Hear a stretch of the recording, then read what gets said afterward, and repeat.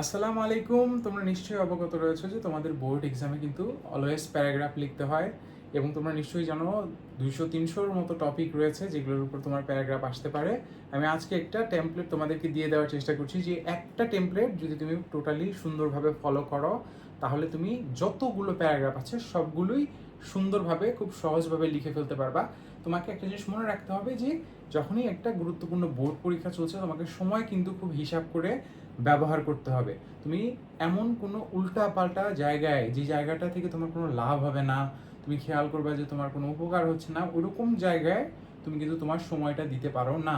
তাই এই প্যারাগ্রাফের এই ট্যাম্পলেটটা যদি তুমি একটু খেয়াল করো, তুমি অল্প সময়ে তুমি হয়তো আধা ঘন্টা 1 ঘন্টা সময়ের ভিতরে তুমি 200-300 প্যারাগ্রাফ যে পড়ার যে সুবিধাটা এবং পরীক্ষায় লিখে আসার খুব গুরুত্বপূর্ণ একটা কথা খেয়াল করবে যে পরীক্ষায় তুমি লিখতে যাচ্ছ প্যারাগ্রাফ, কিন্তু তুমি অনেক সুন্দর রিচ ভালো ভোকাবুলারি ইউজ করতে চাচ্ছ, অনেক ভালো ভালো শব্দ ব্যবহার করতে চাচ্ছ, শব্দগুলো বা লাইনগুলো তোমার মাথায় আসছে না। এই সমস্যা থেকে বের হওয়ার জন্য আমি এখানে তোমাকে 200টা প্যারাগ্রাফ লেখার একটা টেমপ্লেট, খুব সুন্দর একটা টেমপ্লেট দিয়ে দেওয়ার চেষ্টা করছি। জাস্ট এটাকে ফলো করো, স্ক্রিনশট নিয়ে নাও, ওইটাকে একবার লেখো। আমি এখানে নির্ভুল করে দিয়েছি যাতে করে তোমার এটা তুমি 100% নাম্বার নিশ্চিত করতে পারো। প্রথমে একটা জিনিস একটু খেয়াল করে দেখো যে আমরা যখনই তোমরা খেয়াল করবা যে এইচএসসি পরীক্ষা বা যে কোনো পরীক্ষার জন্য যখনই তুমি প্যারাগ্রাফ লিখতে যাচ্ছ তখনই তুমি কিন্তু একটা জিনিস খেয়াল করবা যে প্যারাগ্রাফগুলো সাধারণত 3 প্রকার হয়ে থাকে। সাধারণত এই 3 প্রকারই তুমি দেখবা যে প্যারাগ্রাফ হচ্ছে। এই 3 প্রকারগুলো কি কি একটু খেয়াল করে দেখো। প্রথম প্যারাগ্রাফ যেটা সবচেয়ে গুরুত্বপূর্ণ এবং সবচেয়ে বেশি আমরা আসতে দেখি এই তোমাদের বোর্ড পরীক্ষাগুলোতে, সেটা হচ্ছে প্রবলেম সেন্ট্রিক প্যারাগ্রাফ। এখানে আমরা আমাদের সমাজের, আমাদের রাষ্ট্রের বা বৈশ্বিক কোনো সমস্যা অর্থাৎ ওয়ার্ল্ড ওয়াইড কোনো প্রবলেম যেগুলো রয়েছে সেগুলোর ব্যাপারে আমরা কি করে থাকি, ডিসকাস করে থাকি, আলোচনা করে থাকি। এগুলো কি কি হতে পারে? যেমন বর্তমান সময়ে তোমরা নিশ্চয়ই জানো at present we are facing the problem of load shedding. আমাদের ইলেকট্রিসিটির প্রবলেমটা কিন্তু শুরু হয়ে গেছে আবার, যেটা তোমরা বলতে পারো লোডশেডিং প্রবলেম নামে, তাই না?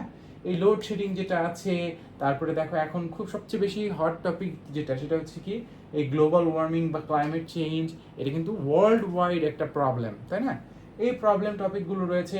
সেই সাথে তুমি যদি কোনো নগরের অধিবাসী হয়ে থাকো তাহলে নিশ্চয়ই তোমার ট্রাফিক জ্যামের সাথে অভিজ্ঞতা আছে। ট্রাফিক জ্যাম এবং সবচেয়ে কমন প্রবলেম যেটা বাংলাদেশ কিন্তু world's one of the most polluted country, pollution আছে, তাই না? তাহলে এই যে প্রবলেমসগুলো যেগুলো আছে সেই প্রবলেম সেন্ট্রিক যে প্যারাগ্রাফগুলো সেগুলো আমরা কিভাবে লিখতে পারি? তোমরা নিশ্চয়ই জানো সবগুলো টপিক কিন্তু তুমি একটা টেমপ্লেটের মাধ্যমে তুমি পুরো এই প্যারাগ্রাফটাকে একদম স্মুথভাবে তুমি কিন্তু লিখে ফেলতে পারবে। আমি তোমাকে টেমপ্লেটটা দেখিয়ে দিচ্ছি, দেখো খেয়াল করো। এখানে যে আমরা যে টেমপ্লেটটা দেখতে পাচ্ছি এখানে একটু খেয়াল করলে তুমি বুঝতে পারবা যে আমাদের ফার্স্টে যে জিনিসটা আছে সেটা হচ্ছে যে আমরা প্যারাগ্রাফের নেমটা দিব। খেয়াল করে দেখো, সবার আগে আমরা প্যারাগ্রাফের নেম দিব যেটা হচ্ছে প্রবলেমটার নেম। হতে পারে আমরা গ্লোবাল ওয়ার্মিং নিয়ে কাজ করছি বা কথা বলছি। এখন এমন যদি হয় যে তোমার এই গ্লোবাল ওয়ার্মিং নিয়ে তুমি লিখছো, জাস্ট তুমি এই টেমপ্লেটটা অথবা তুমি এটা যদি বাংলাদেশের প্রবলেম হয়ে থাকে, এই যে দেখো আমি এখানে তোমাদেরকে শুধু তোমার এই পয়েন্টগুলোতে, হ্যাঁ, তুমি তোমার এই টপিকটার নাম বসিয়ে দিলেই কিন্তু তোমার এই প্যারাগ্রাফটি 100% হয়ে যাচ্ছে। খেয়াল করে দেখো আমরা কিভাবে প্যারাগ্রাফটা তৈরি করেছি। আমরা যদি ধরো ফর এক্সাম্পল আমরা এখানে আমরা পলিউশন নিয়ে, এনভায়রনমেন্ট পলিউশন নিয়ে যদি লিখি তাহলে আমরা লিখবো যে environment pollution has become a common incident in our everyday lifes. যদি লোডশেডিং আসে তাহলে আমরা কি লিখবো? Load shedding has become a common incident in our everyday lifes. তারপরে তুমি যদি গ্লোবাল ওয়ার্মিং বা ডিফরেস্টেশন লেখো, ডিফরেস্টেশন নিয়ে লিখলেও এটা হবে। তুমি জাস্ট এটা এই যে গ্লোবাল ওয়ার্মিং বা এটা তুমি এটাকে এভাবে লিখলেই কিন্তু মোটামুটিভাবে ওই কাছাকাছি পর্যায়ে চলে যাবে। তাই তোমার অত বেশি চিন্তা করার কিন্তু প্রয়োজন পড়ছে না। তারপরে দেখো, it is a huge and harmful problem in Bangladesh or world. Global warming কি একটা হিউজ এবং সেই সাথে কি একটা হার্মফুল প্রবলেম না? হ্যাঁ, তাহলে আমরা এইখানে দেখো পুরো টেমপ্লেটটা কিন্তু এটা প্রত্যেকটা টপিকের সাথেই ম্যাচ করছে। এরপরে দেখো, it is one of the major problems of modern Times. এই যে প্রবলেমগুলো আমাদের মডার্ন এই টাইমে রয়েছে সেগুলোর ভিতরে এটা হচ্ছে কি one of the major problem, সবচেয়ে মেজর যেগুলো আছে সেগুলোর ভিতরে এটা একটা। এরপরে দেখো it is also a topic of discussion nowadays, এটা কিন্তু সবাই এটা নিয়ে কথা বলছে, যেমন গ্লোবাল ওয়ার্মিং নিয়ে আমরা কিন্তু সবাই কথা বলছি, আমরা কিন্তু লোড শেডিং নিয়ে কথা বলছি, আমরা কিন্তু পলিটিক্যাল ক্রাইসিস ইন বাংলাদেশ নিয়ে কথা বলছি, তাই না? তাহলে এটা কি ইট ইজ, এই যে দেখো it is also a topic of discussion nowadays, আজকালকার দিনে এটা সবার আলাপচারিতার বিষয় হয়ে দাঁড়িয়েছে। এরপরে দেখো it is not only a matter for our own country but also for the other countries. Political সমস্যা বা গ্লোবাল ওয়ার্মিংয়ের সমস্যা বা লোডশেডিংয়ের সমস্যা এটা কিন্তু শুধু আমাদের দেশে নাই, এটা বিশ্ব জুড়ে আছে, ট্রাফিক জ্যামের সমস্যা বিশ্ব জুড়ে আছে। তো এই পয়েন্টটাও কিন্তু এখানে খুব সুন্দরভাবে ম্যাচ হয়ে গেছে। এরপরে দেখো আবার আমি প্যারাগ্রাফের নামটা লিখবো, এখানে যদি লোডশেডিং দেখি, আমি যদি এখানে গ্লোবাল ওয়ার্মিং লিখে আমি সব লিখতে পারবো। এই গ্লোবাল ওয়ার্মিং এই যে increasing day by day which is affecting our normal life, okay, তাহলে আমরা এটা লিখতে পারলাম। তারপরে দেখো it is going out of control day by day, isn't it going out of control, এটা কি কন্ট্রোলের বাইরে চলে যাচ্ছে না? অফকোর্স। তাহলে এরপরে দেখো আমরা লিখতে পারি it is becoming a problem for all, সবার জন্যই কিন্তু এটা একটি প্রবলেম হয়ে দাঁড়াচ্ছে। এরপরে we can not think about peaceful and happy lifes without solving this problem, obviously will have to solve the problem, তাই না?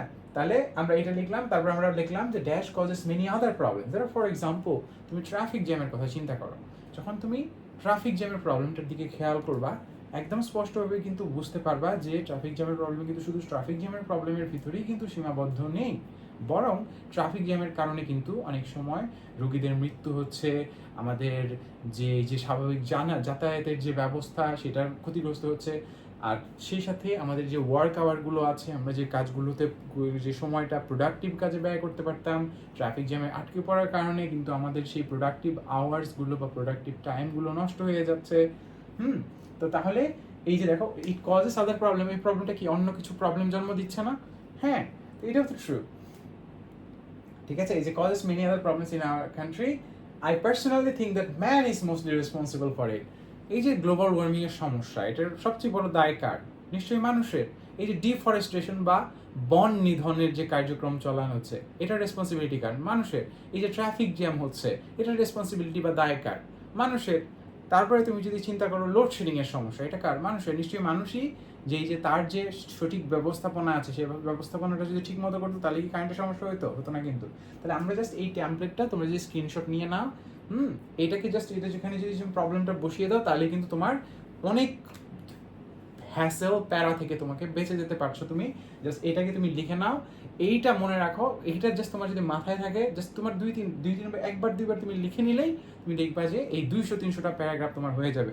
চলো আমরা পরের পার্টে চলে যাচ্ছি, আরেকটু পার্ট আছে। ওকে, দেখো এরপর আমরা আরো কিছু জিনিস অ্যাড করতে পারি, সেটার ভিতরে দেখো কি আছে। দো it is very difficult to solve this problem totally from our society, will have to try to solve it at any cost. সবগুলো প্রবলেমই তো ডিফিকাল্ট, তাই আমাদের এগুলো সলভ করতে হবে at any cost.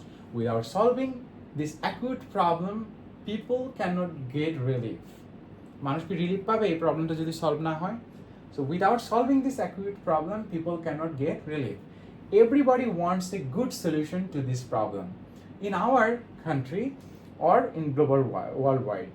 Proper steps should be taken to prevent as soon as possible. খুবই সুন্দর একটা লাইন, তাই না? Proper steps should be taken as soon as possible. এরপর দেখো it is possible to remove this problem by creating public awareness. You can also write it is possible to solve this problem by creating public awareness. জনসচেতনতা তৈরি করার মাধ্যমে কি আমরা প্রবলেমটা solve করতে পারি না? অবশ্যই পারি। তাহলে পাবলিক অ্যাওয়ারনেস আমাদেরকে কিন্তু এখানে বিপুল পরিমাণে অত্যন্ত বড় পরিসরে হেল্প করতে পারে। So it is possible to remove this problem by creating public awareness. Then we all should work jointly against this problem.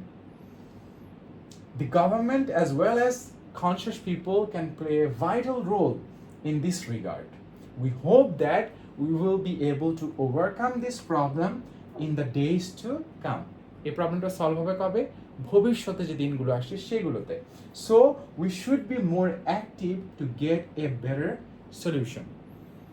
ব্যাপারটা বুঝতে পেরেছো? তাহলে দেখো প্রত্যেকটা প্রবলেম্যাটিক যে ইস্যু আছে, বিষয় আছে, সবগুলোই কিন্তু তুমি জাস্ট এই টেমপ্লেটটা ফলো করেই জাস্ট এই প্যারাগ্রাফটা যদি তুমি 2-3 বার লেখো, তোমার যদি একদম জিরো ভোক্যাবস থেকে থাকে বা তুমি একদমই প্যারাগ্রাফ লিখতে পারো না, জাস্ট এইটা 2-3 বার লিখলেই কিন্তু তুমি 200-300টা প্রবলেম নিয়ে কেন্দ্রিক যে প্যারাগ্রাফগুলো যেগুলো আছে সবগুলোই তুমি কিন্তু পেরে যাবা। এর পাশাপাশি চলো আমরা আরেকটু একটা বিষয় নিয়ে কথা বলি যেটা তোমার জন্য খুব গুরুত্বপূর্ণ। অন্য প্যারাগ্রাফগুলোর ক্ষেত্রে তোমরা কি করবা, চলো সেটা নিয়ে আমি কিছু আইডিয়া দিয়ে দিই। খেয়াল করে দেখো, এখানে আরেক 2 টাইপের প্যারাগ্রাফ আছে। এখন দেখো, একটা হচ্ছে তোমার সায়েন্টিফিক থিংসের উপরে, বিজ্ঞান ভিত্তিক যে জিনিসগুলো, যেমন বর্তমান সময়ে আমরা চ্যাট জিপিটির সাথে পরিচিত হয়েছি, তাই না? সেটি কি? সেটি হচ্ছে আর্টিফিশিয়াল ইন্টেলিজেন্স বা এআই এর একটি খুব গুরুত্বপূর্ণ বিষয়। তো এই সায়েন্টিফিক যে বিষয়গুলো আছে সেগুলো নিয়ে আমরা এখানে আলোচনা করতে পারি। ঠিক একইভাবে তোমরা দেখো যে এখানে আমার অন্য যে বিষয়গুলো আছে, ফর এক্সাম্পল ইন্টারনেট আছে, স্যাটেলাইট আছে, এই জিনিসগুলো, এগুলো কিন্তু এগুলোর ব্যাপারেও কিন্তু আমরা অনেক জেনারেলাইজ আইডিয়া জানি যে এগুলো প্রত্যেকটাই হচ্ছে কি, যে কন্ট্রিবিউশন অফ মডার্ন সায়েন্স। আমরা জাস্ট এই একটা লাইন কিন্তু পেয়ে যাচ্ছি। তারপর we should use it for our own good. আমাদেরকে এই প্রত্যেকটা প্রযুক্তি দেখো, internet, satellite, AI, cellular phone, dish antenna, computer, email, প্রত্যেকটাই কিন্তু আমাদের ভালো কাজে ইউজ করা উচিত। এবং এগুলোর যে খারাপ এফেক্ট, ব্যাড যে ইম্প্যাক্ট যেগুলো, এফেক্ট যেগুলো আছে সেগুলো থেকে আমাদের কিন্তু কি থাকা উচিত, দূরে থাকা উচিত। We should refrain from the bad uses of AI, we should refrain from the cellular phones bad usages, তাই না? প্রত্যেকটা যে খারাপ যে ব্যবহার আছে সেগুলো থেকে আমাদের দূরে থাকা উচিত। সো আমরা এই পয়েন্টগুলো কিন্তু লিখে দিতে এই টপিকগুলো কভার করে ফেলতে পারবো খুব সহজেই। এরপর দেখো পার্সোনালিটিটা, এটাও কিন্তু খুব সহজ। এখানে কি আছে, ধরো ফর এক্সাম্পল ডক্টর মোহাম্মদ ইউনুসকে নিয়ে আসতে পারেন। ডক্টর মোহাম্মদ ইউনুস তিনি কি করেছেন, তিনি অসাধারণ একজন অসামান্য ব্যক্তিত্বের একজন লোক, তাই না? Is a ideal person, I follow this person, you know. তারপরে তুমি আরও অন্যান্য যে জিনিসগুলো লিখতে পারো যে you know he has a very unique and marvellous character, he has contributed for the country, he is contributed for, তুমি যদি রবীন্দ্রনাথ নিয়ে লেখো তাহলে লিখবা কি, he is contributed for literature। তুমি যদি কাজী নজরুল নিয়ে লেখো তখন তুমি লিখবা he has contributed to literature। he has contributed for the country, he has contributed for the people, he is revered by all। তাকে সবাই খুব ভালোবাসে। তো এই সেম পয়েন্টগুলো কিন্তু বারবার ঘুরে ফিরে আসবে এবং তুমি তাকে ফলো করো, তুমি তার জীবনী পড়েছো, আই স্টাডিড হিজ বায়োগ্রাফি। এভাবে কিন্তু তুমি জাস্ট এই টেমপ্লেট কয়েকটা আইডিয়ার উপর ভিত্তি করেই তোমার প্যারাগ্রাফের এই 200-300টা প্যারাগ্রাফ তুমি একদম সিম্পলি যে টপিকটাই দিক না কেন, জাস্ট তুমি ওইটার এই অ্যাসপেক্টগুলো, এই সাইডগুলো লিখে খুব সহজেই কিন্তু তুমি এখানে প্রচুর পরিমাণ নাম্বার তুলে ফেলতে পারবা। সো এই প্যারাগ্রাফের এই করো। আরেকটা কথা বলে রাখছি, যেটা তোমরা যারা আমার চ্যানেলের নতুন এসেছো অবশ্যই আমার অন্য ভিডিও দেখো, সেখানে আমি তোমার ইংলিশের সাজেশনস বা ইংলিশের উপরে অন্য যে আইডিয়াগুলো আছে, ভোক্যাবস আছে, সেই সমস্ত আপডেটসগুলো দিয়ে দেওয়ার চেষ্টা করব। আর আমাদের এখানে তোমাদের এই এক্সামে যারা খুব হিউজ পরিমাণে সাকসেস অর্জন করতে চাও, যারা এনশিওর করতে চাও যে না অল্প সময়ের ভিতরে বেস্ট প্রিপারেশনটা তুমি নিবা, আমাদের এক্সাম স্ট্র্যাটেজি কোর্স আছে যেখানে আমি তোমাদেরকে ওই টেকনিক্সগুলো শিখিয়ে দিয়ে থাকি, যেগুলোর মাধ্যমে আমি আমার লাইফে অনেক বেশি সাকসেসফুল হয়েছিলাম। আমি প্রায় 5.5 লক্ষ শিক্ষার্থীকে মেডিকেল ভর্তি পরীক্ষা এবং বিশ্ববিদ্যালয়ে ভর্তি পরীক্ষায় পিছনে ফেলেছিলাম এই বিভিন্ন টেকনিক্সের মাধ্যমে। তোমাকে অবশ্যই স্ট্র্যাটেজিক হতে হবে, অল্প সময়ের ভিতরে বেস্ট প্রিপারেশন নিতে হবে। এই সময় তোমাকে সচেতন হতে হবে, দুশ্চিন্তা করা বাদ দিয়ে কিভাবে তুমি ভালো করতে পারবা। একটা জিনিস মনে রাখবা, এইচএসসি পরীক্ষা কিন্তু খুবই মারাত্মক একটি পরীক্ষা। যদি একবার পরীক্ষা খারাপ হয়ে যায় তুমি কিন্তু বিশ্ববিদ্যালয়ের আঙিনা বা তুমি কোনো জায়গায় কিন্তু যেতে পারবা না।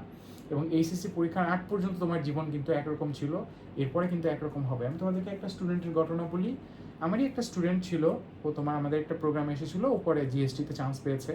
তো এই স্টুডেন্টটার তোমার মা বাবা সুদীর্ঘ 12 বছর ধরে ওকে লালন পালন করেছে এবং যখন ও চান্স পায় নাই প্রত্যেকটা দিন ওর নিজের মা বাবাই ওকে কিন্তু বিভিন্নভাবে অপমান করেছে, বিভিন্নভাবে লাঞ্ছনা করেছে এবং সে মানসিকভাবে এতটাই বিপর্যস্ত হয়ে গেছে যেটা আমি তোমাদেরকে ভাষায় প্রকাশ করতে পারবো না।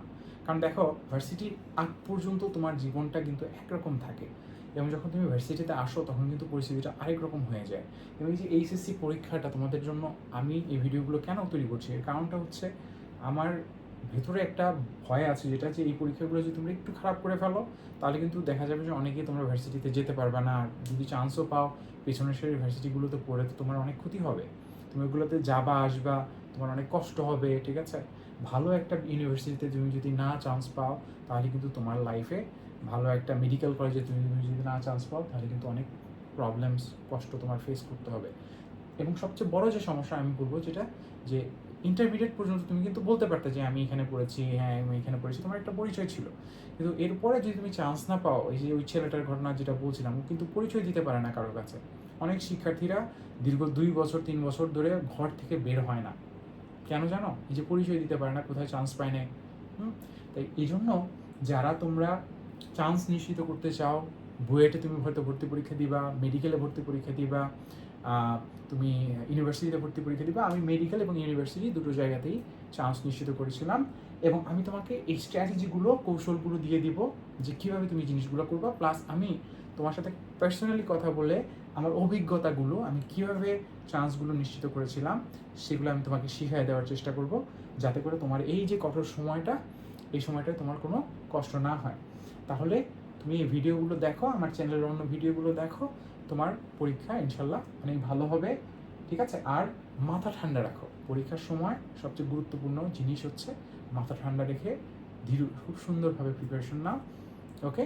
আর যদি তোমার এই আইডিয়াগুলো বুঝতে আরও সমস্যা হয়, তুমি আবার একটু রিক্যাপ করে আমার ভিডিওটা দেখো। তোমাদের সবাইকে অসংখ্য ধন্যবাদ জানিয়ে শেষ করছি। আল্লাহ হাফিজ।